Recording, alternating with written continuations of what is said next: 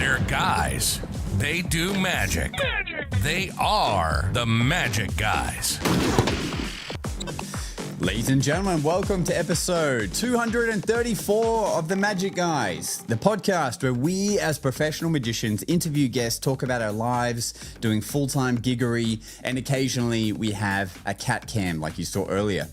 To my left, we've got Doug Conn. Where am I? I'm over here. There goes the cat. All right. On the Well, it was fun while it lasted. What's up, y'all? I'm glad to have you here. Mainly the cat. If you could bring the cat back, that'd be awesome. Back. And down below, we've got my boy, Nick K. Hello, friends. I'm Nick K. Welcome to the show. And welcome. What? Go on. Who also just opened the Theatre of Magic in Melbourne. Thank you. Oh. We did it, buddy. I feel like we could talk all about that, but if you had to sum it up into, a short, how was it? How was it? It was awesome. We'll talk about it in Gig Stories today. It's a very proud moment. More importantly, I want to welcome our friends in the chat. Guys, good to see you all. We have Eric Leclerc in the chat. What is up, buddy? Best roommate ever. We have Tim Askin. We have Gerhan.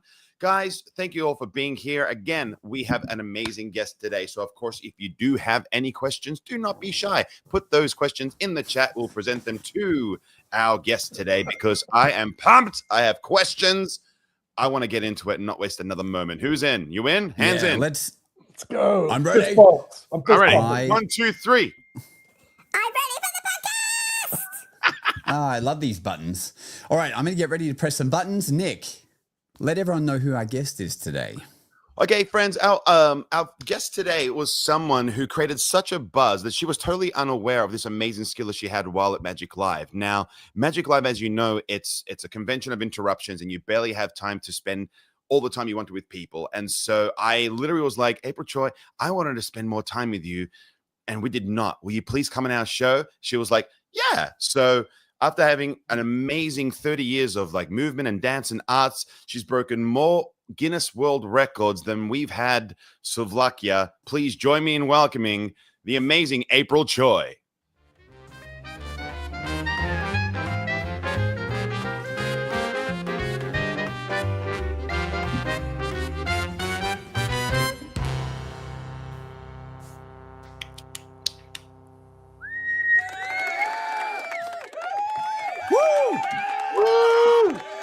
Hi, friends. Oh, am I pumped? April Choi, thank you for being here. Please tell us who you are and what don't you do? My name is April Jennifer Choi. I've been a dancer and performer for about 30 years now. I'm not a full-time performer anymore. I stopped when the pandemic hit and decided that I was going to go work on rockets instead. So you decided, I better get a real job, and went, you know what? I'll go work for NASA. Yeah. So That was kind of a dare. You like the reverse Jack Rhodes. You like the opposite of Jack Rhodes.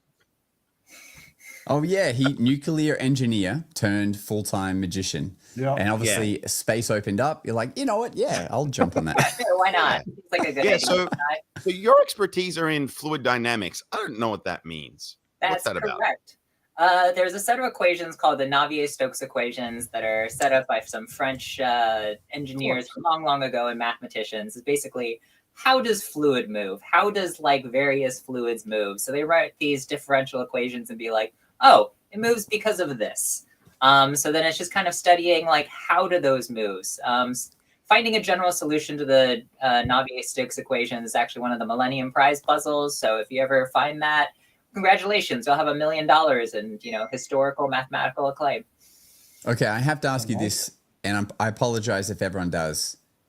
Big Bang Theory, when you watch that, are you like, they don't know what they're talking about?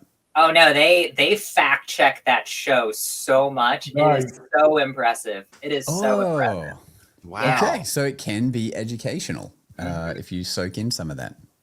So what's also really cool about the path that you're on, which is really spinning me out, is that you are basically part of the team that plans on sending us humans back to the moon. That is correct. How exciting is that? And how did you even fall into that? It was the pandemic, lost almost all my gig work and was like, okay, what am I going to do for work? my wife actually dared me to be like, you should totally apply for NASA because you've always wanted to join it. I'm like, there's no effing way they're gonna hire somebody who like is part of the circus. I applied. I did get rejected by the first offer, and they called me back and said, hey, so you're not going to be an engineer, but how about if you want to manage the team instead? So I'm like, sure. And then they basically said, hey, can you move to Florida in 2 weeks? So at the start of the pandemic, we basically had to drive through empty roads in the United States to move into my uncle's house in Melbourne, Florida, coincidentally. And then there for several weeks before working at the Space Center. That is unreal. So was it a big move? Were you moving from like one side of the planet to another? Like how far? It's from a little south of Chicago to Orlando, Florida. So I'm not that good at geography, but that's a big move. The universe, half the size of the United States. So it's like it's like 1,500 as far north.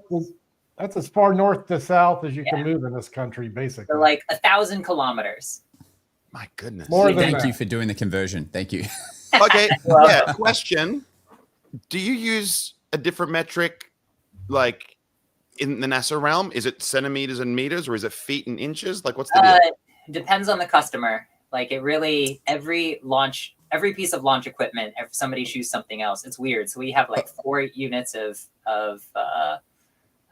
temperature. We use, some people use centimeters, some people use millimeters, some people use meters, some people use inches, some people use feet, somebody use bananas. Like I was surprised how much engineering data I got entirely in bananas. So like I decided I have the tattoo where I'm like, I'm going to get this in metric and imperial because it's just going to work better that way. Wow. Okay. So what about the moon? Like what metric would the moon be in? Only badgers. We only measure things in badgers on this show. Badgers. Man, I have never done the math on how much the moon weighs in badgers. The average badger is 3.5 feet. 3.5 feet. Okay, I know the moon is what 1/6 gravity is like a quarter of the diameter of the Earth. I think the Earth they said is 1,000 meters because that's what they wanted around. So like, is it roughly like 4,000 meters divided by 3? You said three feet. Oh my God, she's actually doing it. Like this is crazy. Roughly, I want to say like, is it roughly 10,000 badgers? That sounds pretty right. Let's go with that. Okay. 10,000 badgers, baby. Wow, we got some. It's been a while since we had some really big brain on this show, which is super cool. Have you ever applied that mental energy to a version of the 21 card trick? I tried to do like a 52 version and a 49 version, so it's like a 7x7 instead of a 3x7. Oh my God. Yeah. Okay, so yeah, did this way of thinking first start in card magic or earlier than that when you would plan stunts or like? Oh, I mean, math. I've always had an interest in math, and then like what is it, Diaconus and Gardner? I think they're mathematical magic. Like that inspired a bunch. Like trying to figure out Debrunian sets. Like just being like, oh, what obscure mathematical principle can I use to like full magicians? And then I just like liked math, so I kept doing it. I had an interest in cards, so like card counting became a thing for a while. And then just like I wanted to keep using math in some ways, so eventually I pursued a degree in engineering, and then eventually I went like, no, screw engineering, I want to go perform. Quit engineering to be a performer, and then quit performing to be an engineer. All right, well, we'll circle back to the engineering realm because there's obviously a lot of things you do performance-wise. But let's focus on the magic for the moment by saying that some of the skills that you have with regards to card magic specifically really were earning you a reputation around the Magic Live convention. Okay. Yep. Now, I don't know. I'm not entirely aware of what other realms of magic you perform, whether it be card, coin, stage, whatever else, mentalism. But the one particular thing that was on everyone's ears, and Josh and I were talking about it quite frequently, was this ability to clock a deck. Some people don't even know what that means. Can we explore that together now? Yeah, I think clocking the deck, I don't want to say I first read about it, but a book I read recently on kind of like giving you subtle ideas. I think Rune Carlson put it in his book X. I feel like it's an Animin somewhere. It's essentially like looking at a subset of cards, can you tell like the one that is missing? So some people refer to it as if you just put in like ace of 10 of spades, you can put that in a packet somewhere. You can force that chunk instead. And if you be able to see what's there, you can say what's left. So like if it's something like easy through 1 through 10, the classical way of clocking a deck refers to as like, what would be the remainder if you went around a clock, right? So if you add 1, 2, 3, 4, 5 all the way to 10, you get 55. So if you start adding those numbers up and you end up with a remainder of 0, that means the last number remaining is a 5. People realize, right, rather just doing straight addition, you can go around the clock face with like either a 10 or a number system. And you can be like, okay, if they add up to like really, really simple example, let's say you have 12 cards, they each take up a space on the clock, or they add up like 4 4s add up to 16. That's not going to work because that's real dumb. 1, 2, 3, 4 adds up to 10. So if you add 2 plus 3, that's 5, plus 4, that's 9. You're 1 away from 10. So you know that last card is going to be an ace. So it's like a number system to do it. So that's where you can get like a pip value, right? Or if you just do it for like suit values, there's like, say you have a packet of 20, 10 red cards, 10 black cards. You go 1 up, 1 down. You ended up with a +1, which means you have 1 more black card than a red card. That's another way of doing it. There's high-low systems for counting decks. So like, for example, that there's going to be 5 face cards. I'm going face cards as in like ace, 10, jack, 10, jack, queen, king, ace. Those are my highs. 2, 3, 4, 5, 6. Those are my lows. That should be equalized when you get to the end of the deck. So if you have like +2 or +3, there are 3 more high cards in the deck than low cards in the deck. That's why you can block like a deck for blackjack. And then you can do it for like full 52 cards if you are bored enough and just keep doing that. I see why I must have hired you, okay? I feel like you might have played a blackjack hand or two in your day. Wow. I like playing. I wasn't actually that good. I have never I like felt learning the more systems silly. and the math behind the systems than actually doing it. Yeah. I think ChatGPT is actually listening to this conversation and getting smarter because that was a lot to take in and we appreciate it. And this one I'm going to have to watch back again, but I love where this is going. Well, what sort of effects can we achieve with this actual skill set? Like method aside, the effect. What's the effect that's like?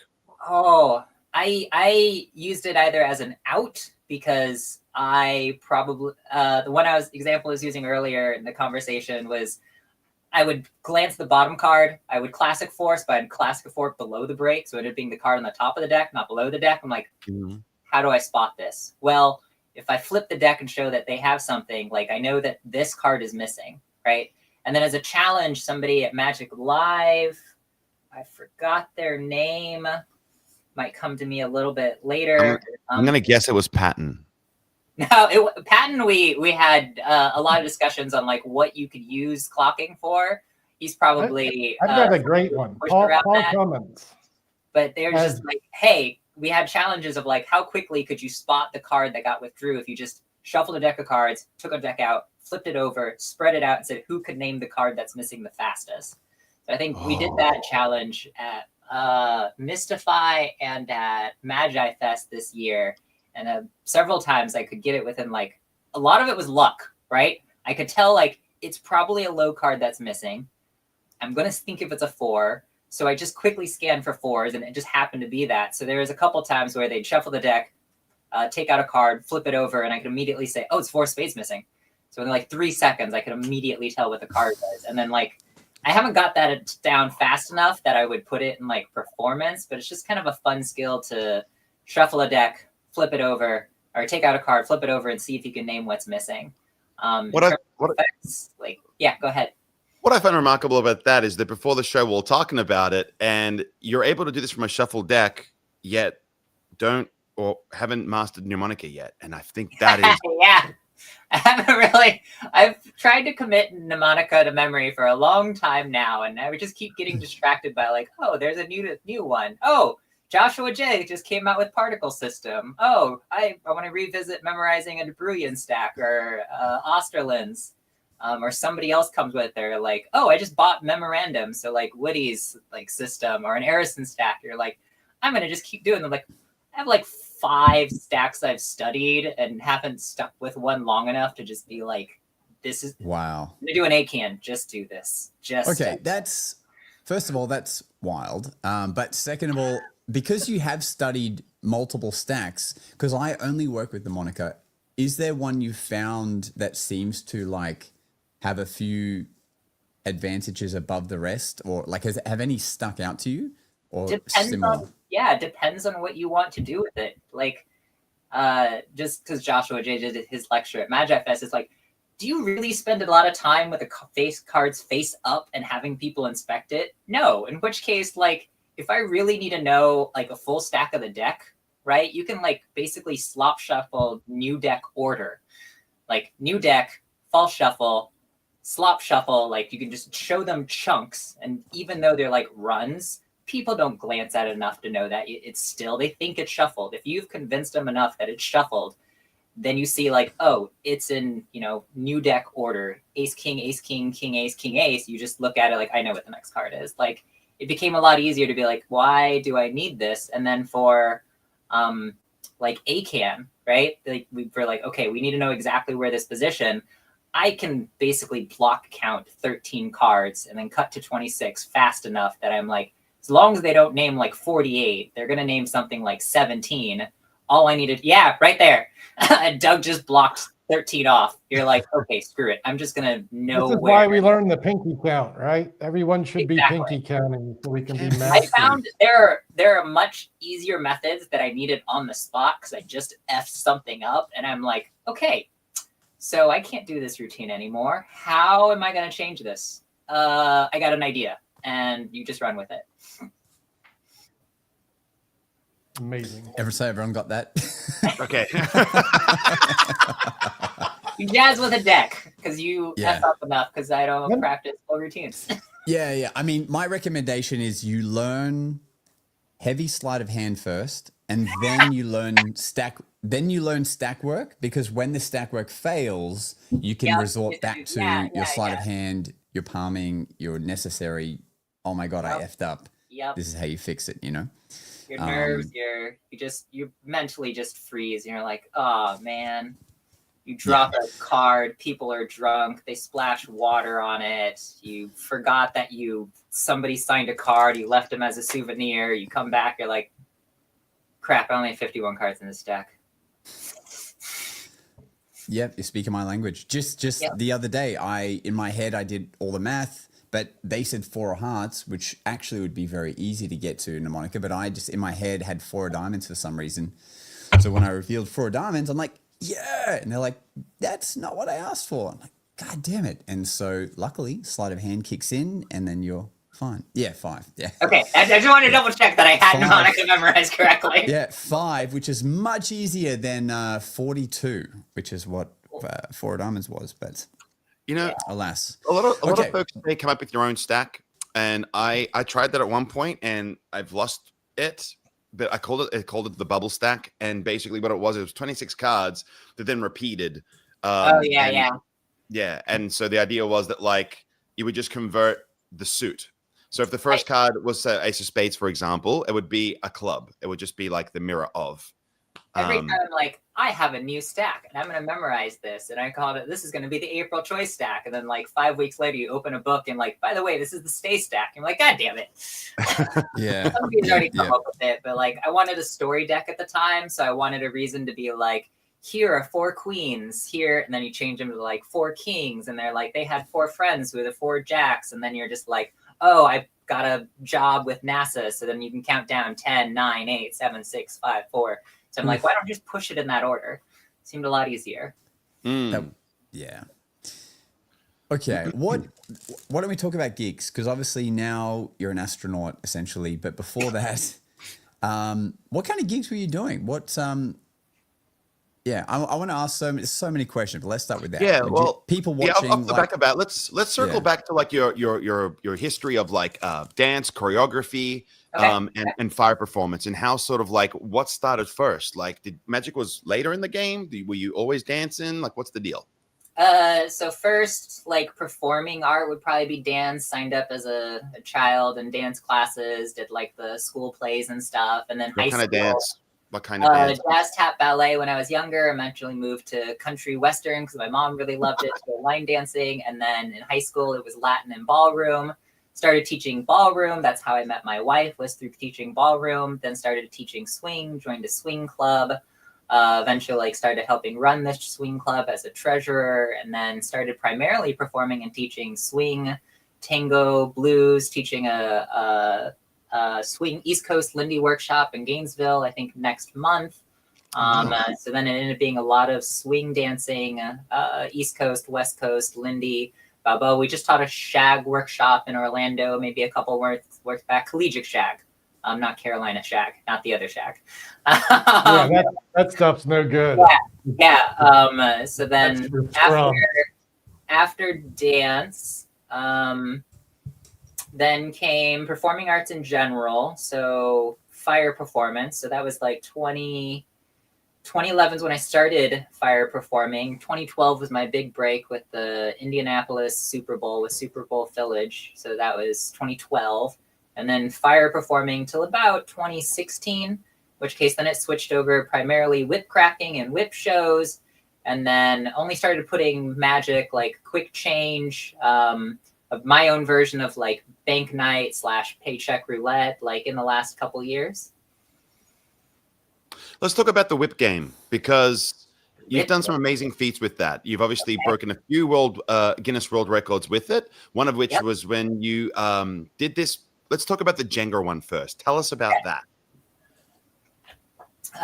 Was it my first? No, longest whip was my first. I think it might have been my second Guinness World Record ever. Was most number of Jenga blocks removed with a whip in a minute. And that one went viral online. It got picked up by talk shows, actually a couple of talk shows, got picked up by the Guinness Book. So then that's like the trick. I don't want to call it a trick. That's the thing that like took me places. Like that's the one that's like, oh, this is what I want to develop. It was actually, I was going to use that as a Penn and Teller Fullest audition piece for a while, because I was like, man, there's no way they're just going to guess like you can straight up hit the block you want. So I was going to like label, there's 54 Jenga blocks in there. So it'd be like, your card is, and then 4 of diamonds. And then they're like, search through the deck. This is the only block labeled 4 of diamonds. And of course, they're not going to be like, oh, they're going to say some method, some switch, something, and not just, you just effing hit that specific block. I don't know. I reckon they might think it's like the painting or something. The like a puzzle piece kind of thing. Like maybe there's magnets, or you know, yeah, like that's what everybody one is loose. When I posted the video, everybody thought it was the whip part was just mimed, right? And then you were shooting a BB gun, or like you had it on a string, and then it got pulled out, and they're like, that's how she knew that exact block that she was going to do. I did it blindfold in Russia as well and succeeded. And it was like, how the bleep did you know that specific block that you're going to hit when you can't see it? And it's like, dude, one, I've done this a ton, and it's diagonal corner to me. I put this side, which is either all diamonds, spades, whatever, right toward me. Try not to have a face value, because those are going to be the center ones. And then I'm like, okay, 1, 2, 3, 4. Now you can just force a card, but even if it's a free selection, I know where roughly the blocks of cards are going to be. Then for that show, I know it was 4 up from the 4, not 4 like this way. So it's like 2, 4, 6, 8. So it's 8 block up. I know that's the block I need to hit. So even if I can feel the edge of the table with a whip, I know this is the height I would need to hit that specific block.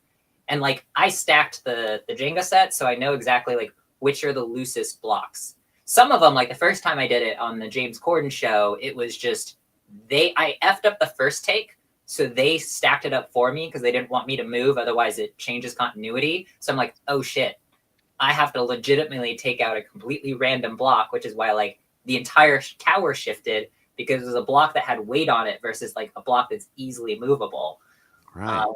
Yeah, so that's the trick, I guess, that started my performing arts career. It went viral.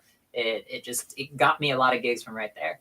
Where did it go viral? Were you like actively producing social media content for? I mean, I would say I was making content, but it wasn't like high production value. Like I see Doug and actually all 3 of you have like fantastic studio. Oh yeah, there it is.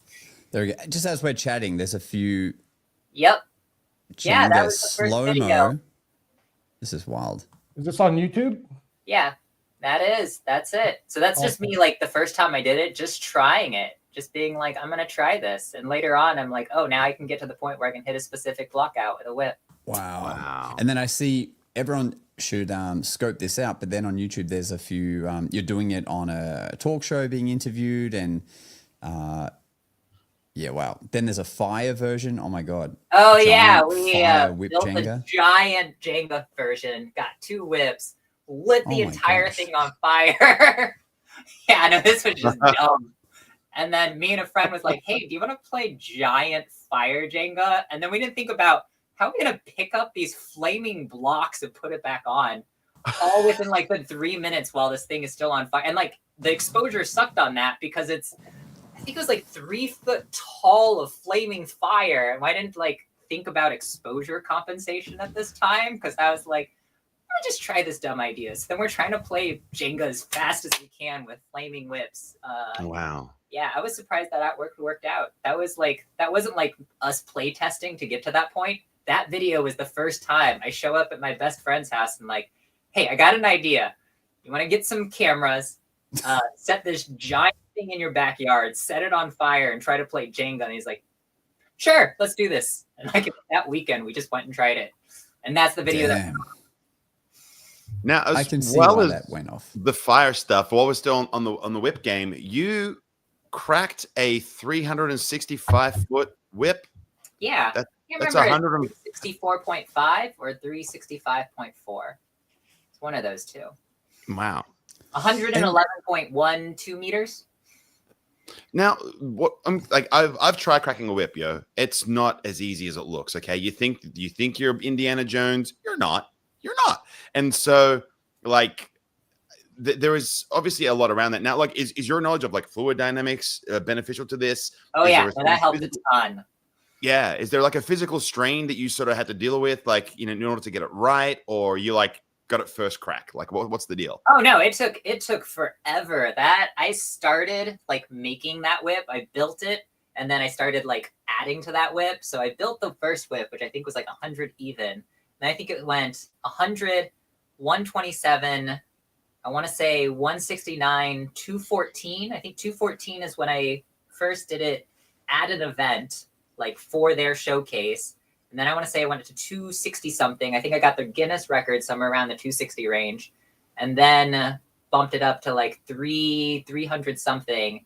And then Nathan Griggs took the record. He's in, I think he's Queensland, Australia. I don't remember that. And then I came back and tried to get it at 360, 364, 365. I don't remember the exact number. So it like got built up longer and longer. It's very physically straining, but like there's a lot of other people who are stronger than me. And it turns out the thing that was the most important was accuracy. Because it's like, if you try to throw a loop, but it's not on plane, the thing will spiral. Do I have a cable or anything that's near me? Oh, hey, look at that. Oh, I don't mess up my lighting system that I just tried to set up before this. If you throw a loop and it's dead on, it will travel down the length of the whip pretty easily. But if it spirals and it's just like off that gap and it starts widening, it's just you throw the whip and immediately widens. So when I got the Guinness record for that, the surveyor, who's like the person officially measuring the length of the whip, they ended up being like 3 hours late. I don't remember why. So for like 2 hours, because they're like, we're supposed to do this thing. It's supposed to be in this like 1 hour time slot at the festival. They're like, you know what? Everybody, go ahead, take your shot. So we had people who like just kept doing this over and over and over again. Of course, none of them could do it because 300-foot whip is really, really hard to control. And it was cool to see like all these really big, strong people make it like maybe 20 feet because they've never thrown a whip. And then some of these smaller people with more precision, or myself who got the record, I can make the whip go 300. I don't remember where it was at that point, but like 300 foot down. So it's like, can you hit something within this window 300 feet or roughly 100 meters away from you? That is by far the more challenging thing to do. Fascinating. God damn. Okay. I have a question. I'm listening to this and I'm thinking, like, I've never thought of attempting for a Guinness World Record. Like, not that I have one in mind, but it's never been a thought path for like my career. And before you got a Guinness World Record, was that a plan to like help advance your career by having this sort of notoriety, or it just kind of happened after that and then you realized? And is it something that performers should try to achieve to sort of help their path as a performer, to get better events or be seen more? It wasn't like a marketing goal at first. I was teaching a whip class at a festival and someone asked, what's the longest whip you have? And then the next person, what's the longest whip in the world? I'm like, I don't know. I'm going to go Google this. So I looked it up and like, I don't remember what I thought at the time. It's like, it's not that long. It's not that long. I could make like a whip this long. So the first thing I tried wasn't the longest whip ever cracked. It was the longest fire whip. That's why I started at like 100. And then I'm like, oh, yeah, no, we can do this and then we can set it on fire. So then I just did the longest fire whip, which was my first target. And then we just increased that whip up until a certain point. I think that was when we got the Guinness World Records before I switched to nylon, because throwing Kevlar just sucks. It's so bulky and thick and heavy comparatively to like throwing nylon whips. How heavy is it? How much does something like that weigh? It had I think the nylon version had a world record of the heaviest whip ever cracked at 22.6 kilograms. I think it was like 45 pounds English. Yeah, no, it was ridiculous. So then once I got it over a certain point, I realized I was pretty darn close to the world record. I was like, shoot, I'll go for it. I'll fill out the paperwork. I'll research it. I'll do it. I got the record and I'm like, okay, this is fun. And then the next one was the whip Jenga, and people were like, this would be a fun record as well. So then it's like, okay, let's try for that. And then when I started doing that one, that's when Guinness got a hold of it. It's like, we want to put this in our book. Like, how could we partner this? So, and then I think the Today Show in the United States, they also called and they wanted to do a segment on it. So like, can you break this world record on our television show? So then there's a video of me attempting that on the Today Show. So then it's like, oh, this is a nice segue into getting on. I think James Corden show is another one who aired it. So like, let me use this as a way of getting more gigs. And then eventually it was like, well, we like that you did this record. Could you do a different one? Like, okay, sure, I'll do this one. And like Italy's Got Talent was like, oh, so like Fire Jenga, I think Germany's got, their version of Germany's Got Talent was Das Super Talent. They wanted the fire one, Fire Whip Jenga, and then a few other ones wanted, like I said, Russia wanted the blindfold version. And then just like, oh, Italy wanted arrow catching. And I was like, okay, you know what? This is just going to be a thing. I'm just going to start chasing these. So I started chasing like talent shows and world records. So then I just kept doing it. And now I have 23 Guinness World Records. I think 40 world records with various organizations. Wow. I have 7 in the like notebook that I can pull out when needed. If somebody calls me up and says, we need a Guinness World Record, what can you do? And I'm like, this one's here, it's set, it's practiced. I could probably break it tomorrow. Well, see, the thing is, all these records are so diverse. You got insane. cards, fire, Jenga, fire loops, card shuffling, knife throwing. Out of all these ones that you've done, which to you was the most challenging and or the most meaningful, and why? Oh, the most meaningful. So the first one, longest whip, and then the next one was probably the loudest whip. Like that's the one I am really, really proud of. So proud of. That's a 10-foot bull whip. I got it tattooed to scale on my body. So it runs from here, wraps around. I'm not going to take off my clothes on a podcast, but you can just like look it up on Instagram. Like it goes all the way around this leg, all the way around again, up my body, up through around here, across the back, up onto this shoulder, up, down, and then it's tattooed on my back. So it's a 2-scale, 10-foot whip. And that was the loudest whip cracked world record through Guinness. Yeah, so like that was just like, I wanted to do that because it combined shock waves. So my specialty is acoustics. So computational fluid dynamics also deals with acoustics. A lot of my primary projects I worked on for SLS was in the acoustics realm. I had whip cracking in my background. I had compressible flows in my background, which is basically supersonic flows. I had the mechanical engineering. So like I wanted to combine that all into one thing. So that's when I'm like, I want this record. I really want to work this record. I worked at it a ton. I designed that whip. I made that whip. I'm the one who braided it. I set it up. I did it. Like that's the one that it might not have taken the most amount of work from a like physical training aspect, but it was the one that I'm like, this is what I want to do with it because it brings so many elements of my life together. Wow. But importantly, can you do this?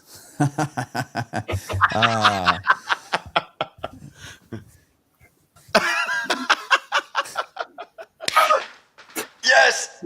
Oh, don't tell me you can do the better version. Okay. Now Excellent. I'm sure that in amongst all these amazing attempts, there's probably been some failures, probably stuff worthy of a gig story. Josh, what do we say we roll into a gig story? I think we got to do it. Let's go.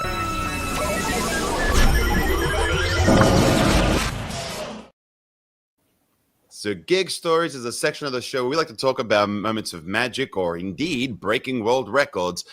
Starting this week with a story from Josh. Josh, tell us a story. Let's do it. I did an event for, it was in Brisbane City. We had River Fire on the weekend, which is a big fireworks sort of festival, and some fighter jets fly over.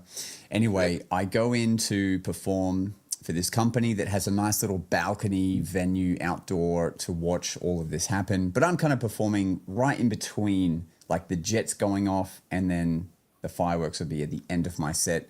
And the jets were late, and so I'm performing to a group, and I can see they're at a cocktail table that's like perfectly at the sky, and this one guy really wants to film this jet because it flies so fast, but it's so low as well.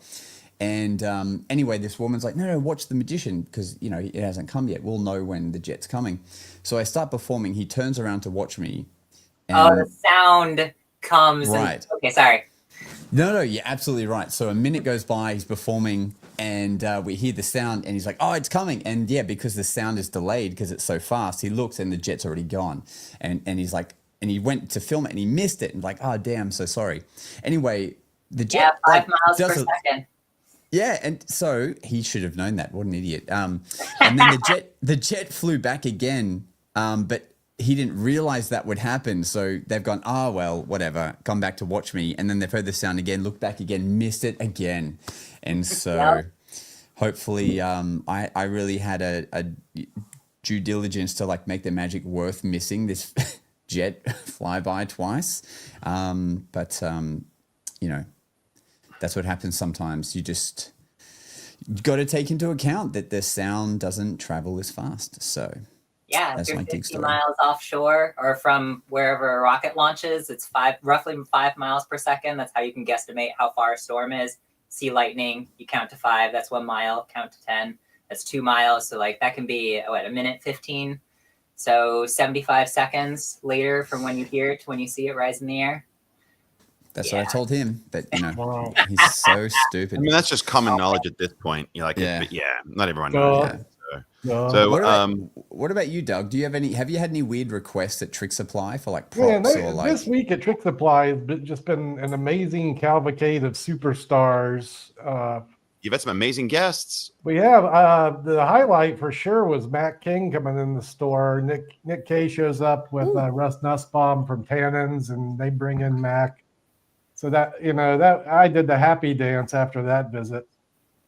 I mean, like Alan Eckerman was in the store Saturday. The Friday before that, James Demare was in the store. James Demare, what a talent. Jason Byrne, Joseph Gabriel has been a regular. He comes in a couple times a month now, and Mondre. It's so nice to be in the thick of it all in the store. But yeah, that's my gig story. I hung out with Matt King for a half hour at work. Pretty cool. Damn, I think Wow. That's Living the awesome. dream most of the time. That's great, man. And it's a cool store. I spent a day in there, and again, folks were popping in to say hey, and it's a really cool place for sure. We opened the Theatre of Magic here in Melbourne this weekend, which went off fantastically. Yeah. Yeah, buddy. Yeah. So, April, if you're not aware, we have the Theatre of Magic. It originated in Brisbane. There's now 2 venues in Queensland, and we've been expanding ever since. There's now a total of 4 venues. One's here in Melbourne, where I live, and another one's just opened up in Boston. So, it's really cool. So, the amazing Nigel flew down, and we performed alongside each other, which was awesome. But it was really fun because after the first set, it was great, and it was an earlier show, full house, good fun, and he was just like, all right, man, I'm going all out the next show. I felt like I was holding back, so you better bring your A game. And I'm like, Love it. and I was like, all out? He goes, all out till there's nothing left. I'm like, let's do it. Let's just go nuts. And so he went all out, and he was killer. And I'm like, and I got to follow his act, and his act is phenomenal, right? So I got to follow it. And so anyway, I'm like, all right, cool. I'm going all out. So I'm headlining the show. So I'm doing my set, and I thought I'm gonna actually try and make this really personal and like really hit the heartstrings and try and do it. And I did, to the point where I finished my Cups and Balls act is a super personal piece, which I don't want to say it because I don't want to spoil it, but it's really, really cute.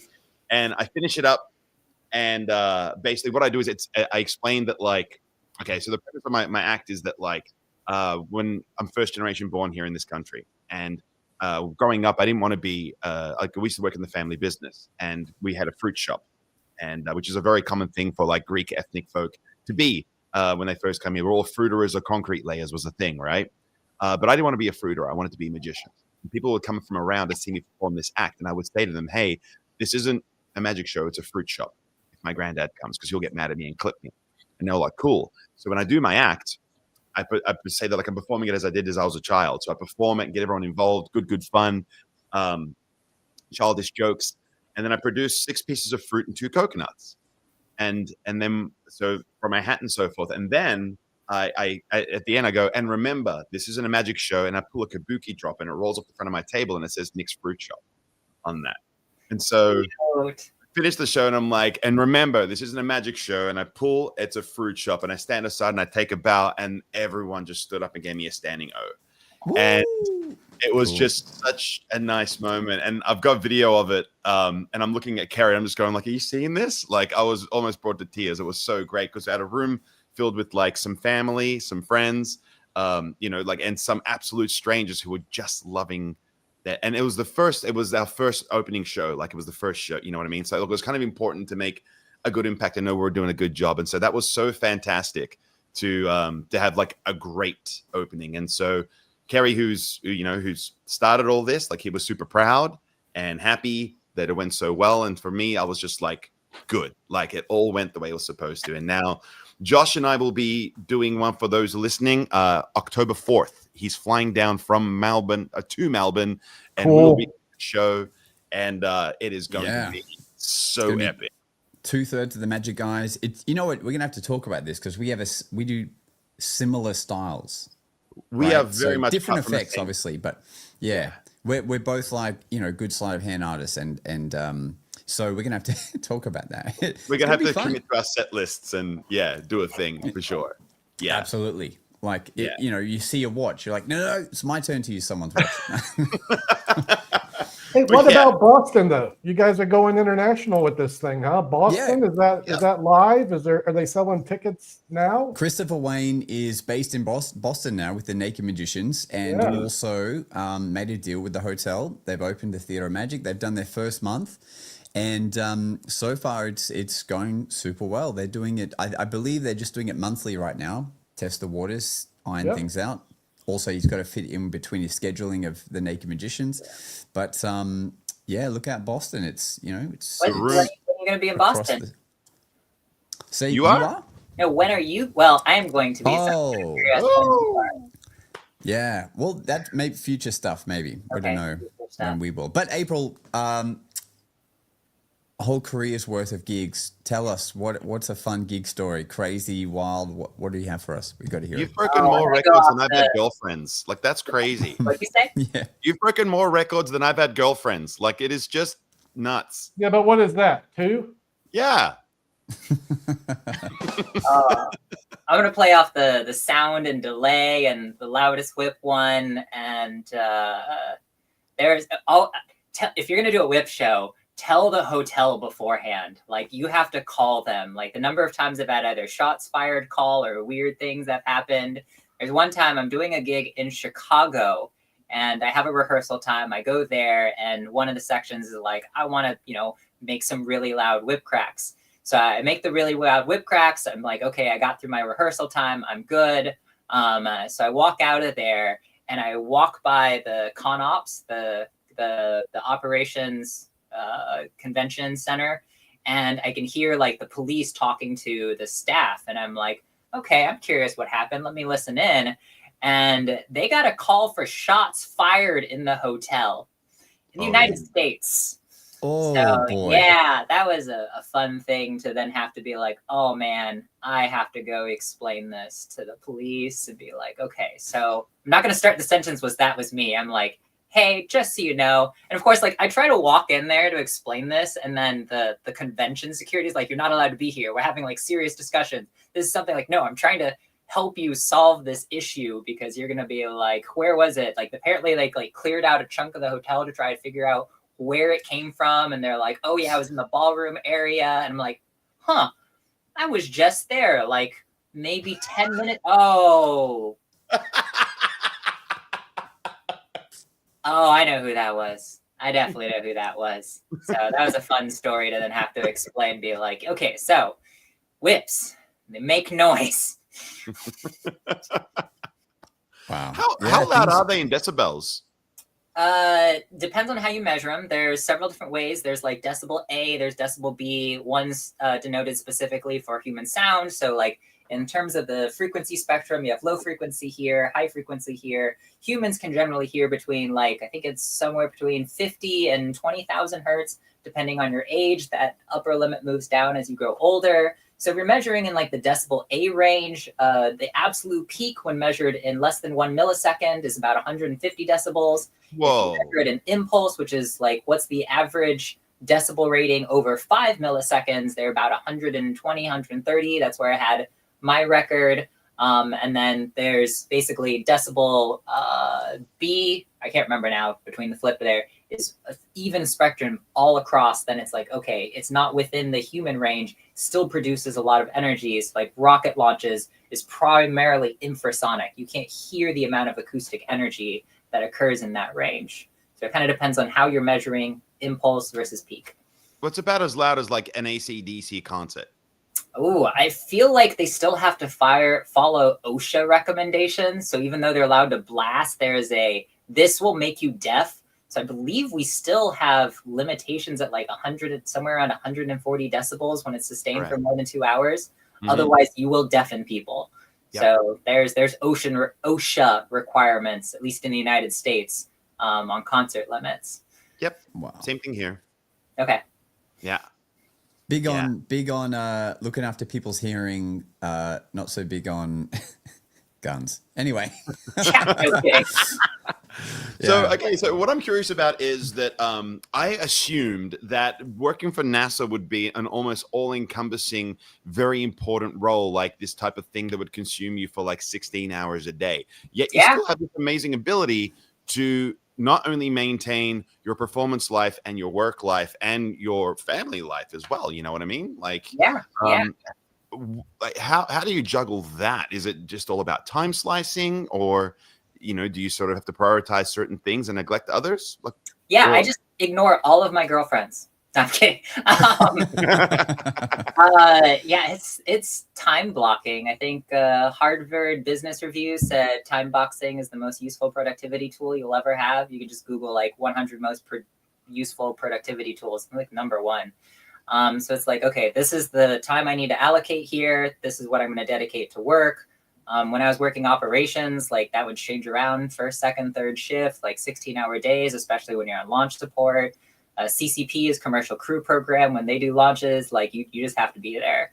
Otherwise, like I try my best to hold my boundaries when it's like one of my partners was getting married. So I said, hey, I know this is a launch weekend. I think that was the second attempt for Artemis 2, which was like, that was my biggest passion project at the time, was like putting the first woman and person of color on the moon. Like I was not going to miss that that opportunity until one of my partners like, I'm getting married that weekend. I'm like, okay, so guys, I'm gonna miss work because I need to go be at this wedding because that's family is more important to me than work. So and it came down to I wanted to be part of, I don't know, like Mystify or something. It's like I'm taking this time off. I don't care how important of a thing is coming here. I'm setting this boundary of like I'm gonna be here for this. I'm gonna set at least an hour for a video call each week with my family, with my partners, a date night here. But I'm also going to say, hey, I need to write a show. I'm going to spend at least 2 hours this time block, sit down, writing. And then I try my best to commit to it. Doesn't happen all the time, but I try my best to commit to it. And it seemed to work out for me so far.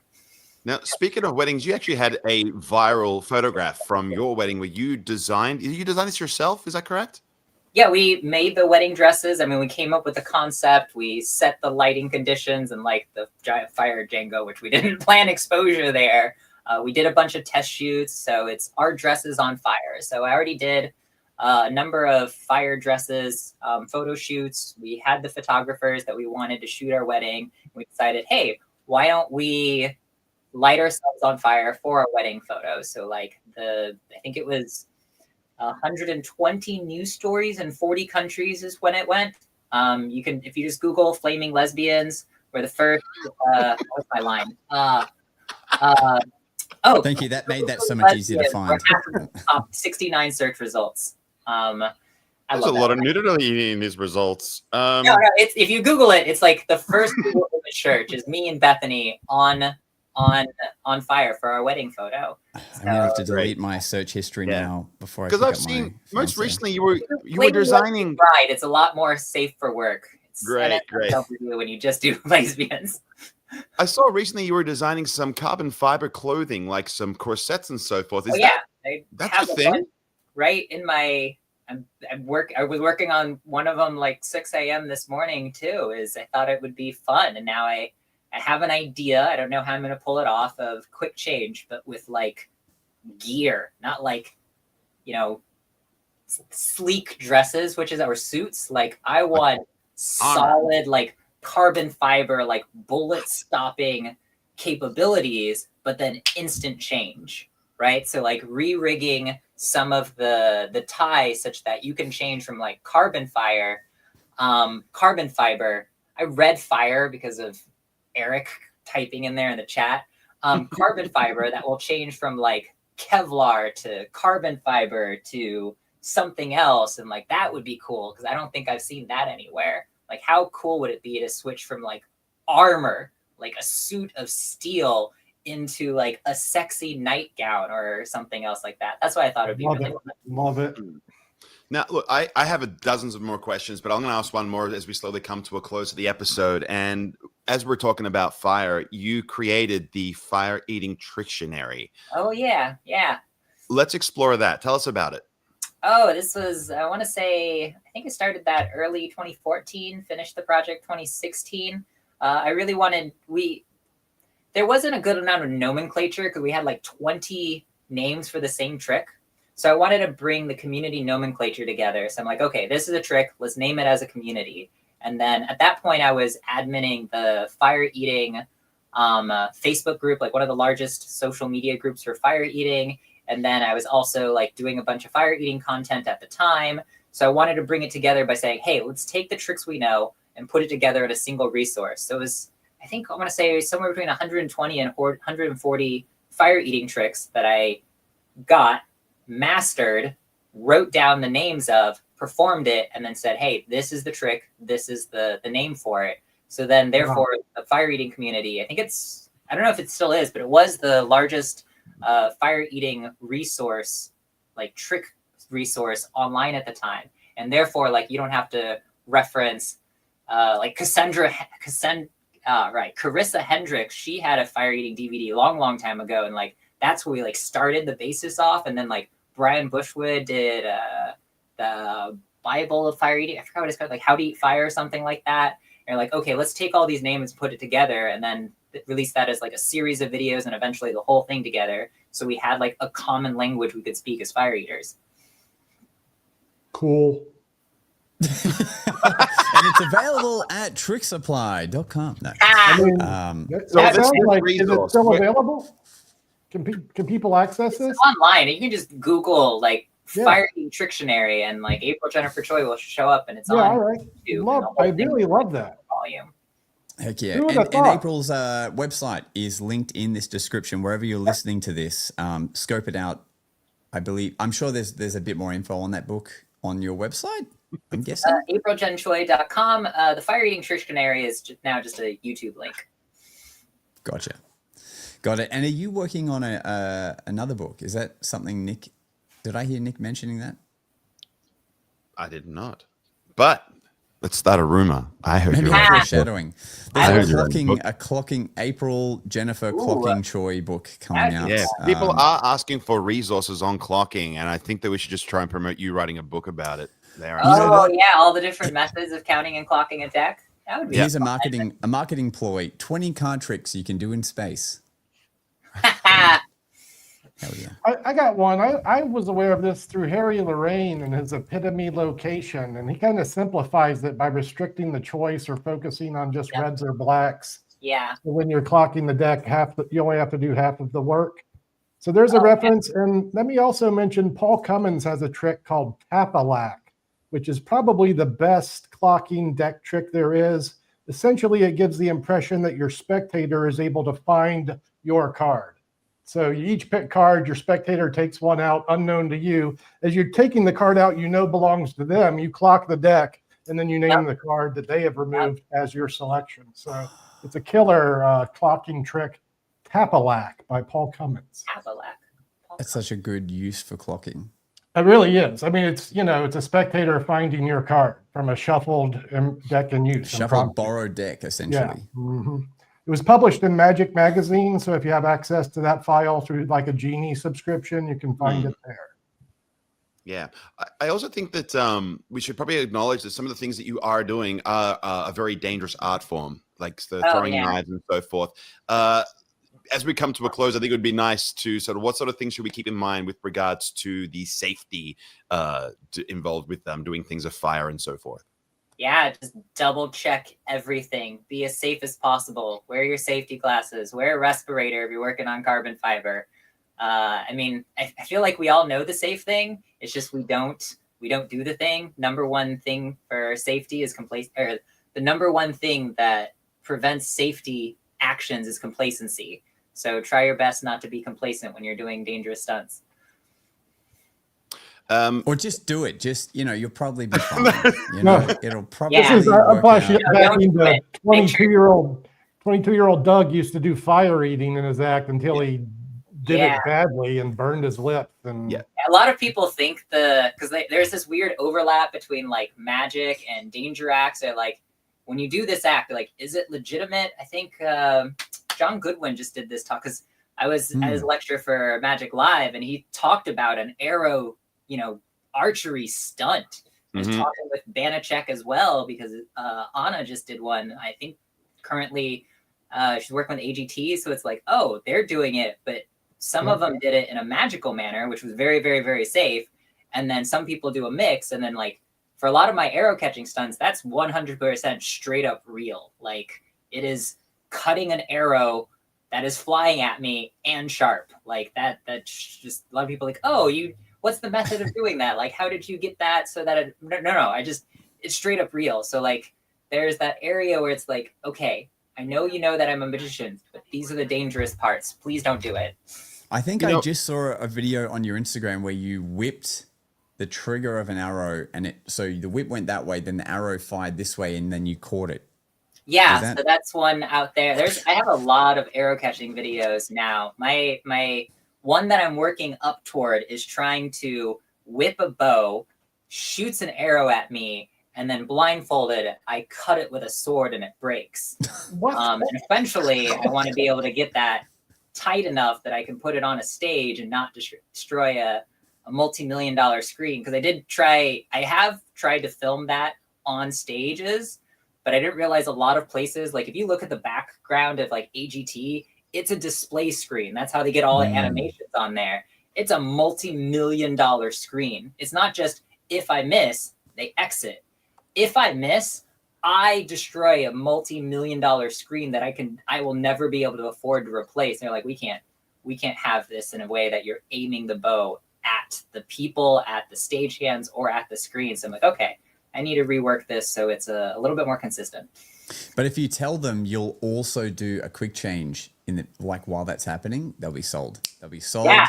Like the arrow pulls the end of your dress or your suit, the samurai, and it changes it. Oh yeah, I could have like armor and be like, shoot it at me, and then at the very, very end, instead of it hitting me, like catch it, quick change, turn into a white dress. Yeah, that's a lot of work.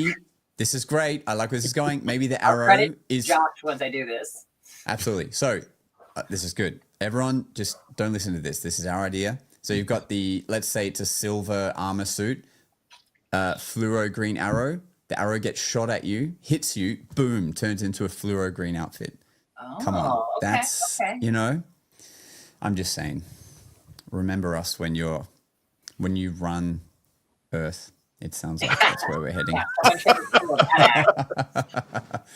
But look, we're out of time already, but I encourage everyone to go in and look at all of these videos. They're amazing, either on April's YouTube or on Instagram. All those links are below in the socials.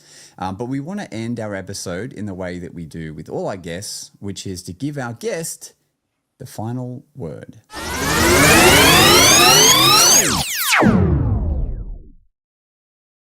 Hey everyone, thanks for listening. I'm April Jennifer Choi. You can find me at magic events and circus events around the world.